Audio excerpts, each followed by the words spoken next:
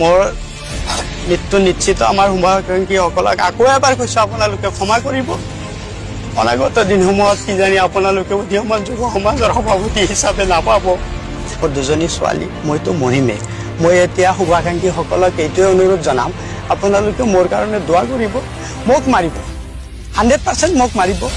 গতিকে আচলতে সাদ্দাম খানক কোনেও মাৰা নাছিল ইভেন কি তেওঁ সিদিনাখন আমাৰ এই প্ৰগ্ৰামত আহাই নাছিলে 5 তাৰিখে আমাৰ দক্ষিণ খৰুৱাপাৰা দক্ষিণ তাঁতিকুছি উদীয়মান যুৱ সমাজৰ এটা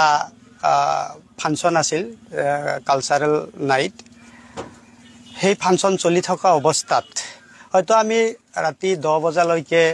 মুকলি বঁটা বিতৰণী সভাৰ কাম আৰম্ভ কৰিছিলোঁ 10 বজাৰ পাছত আমাৰ সাংস্কৃতিক সন্ধিয়াৰ হয়তো যিসকল শিল্পী সেইসকলে গীত পৰিবেশন কৰি আছিলে মানে মহিলাসকলৰ